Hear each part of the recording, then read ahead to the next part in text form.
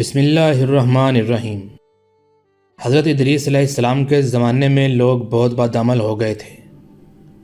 فرشتوں نے عرض کیا کہ مولا، انسان بہت بدکار ہے اور یہ خلافت کے لائق نہیں ہے، انہیں معزول کر دیا جائے، یا کم از کم یہ خلیفہ رہیں اور وزیر ہم، تاکہ ہم ان کے بگڑے کام سنبھال لیں۔ رب تعالیٰ کا ارشاد ہوا کہ اس کو غصہ اور شہوت دی گئی ہے، جس کی وجہ سے گناہ زیادہ کرتا ہے۔ اگر یہ چیزیں تم کو ملیں تو تم بھی گناہ کرنے لگو۔ فرشتے بولے کہ مولا کریم، ہم تو گناہ کے پاس بھی نہ جائیں گے، خواہ کتنا ہی غصہ اور شہوت ہو۔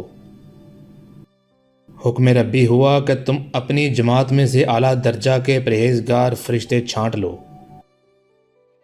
ان کو غصہ اور شہوت دے دیتے ہیں، پھر امتحان ہو جاوے گا۔ چنانچہ ہاروت اور ماروت، جو بڑے ہی عبادت گزار فرشتے تھے، انتخاب میں آ گئے۔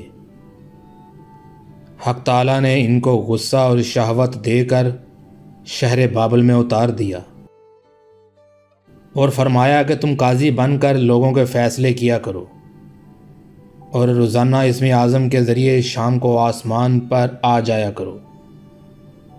یہ دونوں 1 مہینے تک ایسے ہی آتے جاتے رہے۔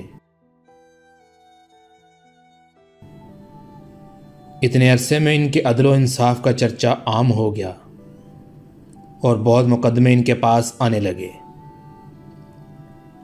ایک روز ایک نہایت حسین و جمیل عورت، جس کا نام زہرہ تھا، یہ ملک فارس کی رہنے والی تھی، اس نے اپنے خاوند کے خلاف مقدمہ دائر کیا۔ یہ دونوں دیکھتے ہی اس کے عاشق زار ہو گئے اور اس سے برے کام کی خواہش کی۔ اس نے کہا کہ میرا دین کچھ اور ہے اور تمہارا دین کچھ اور اختلاف ہوتے ہوئے یہ نہیں ہو سکتا۔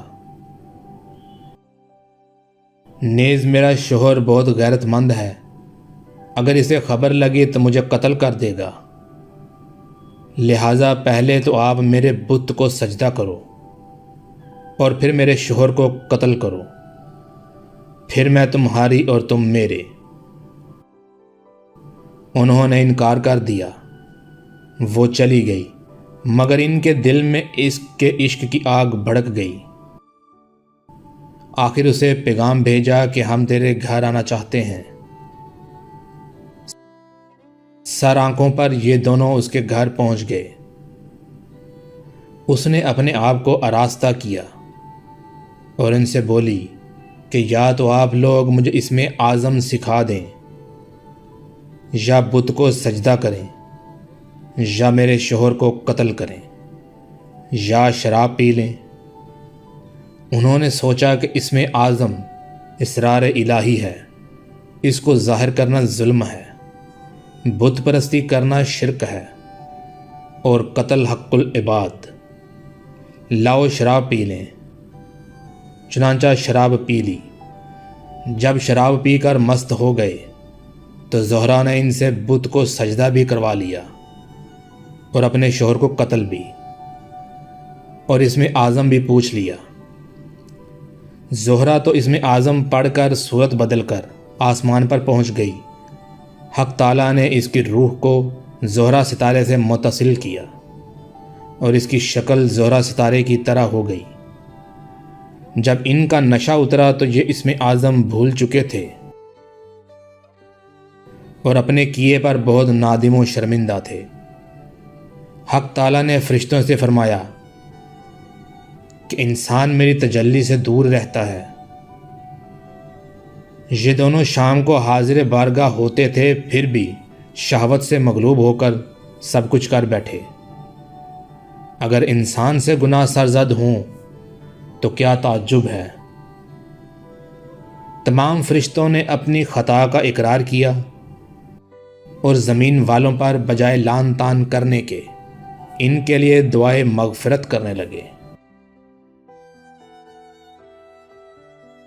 قرآن فرماتا ہے وَالْمَلَائِكَةُ يُسَبِّحُونَ بِحَمْدِ رَبِّهِمْ وَيَسْتَغْفِرُونَ لِمَنْ فِي الْأَرْضِ۔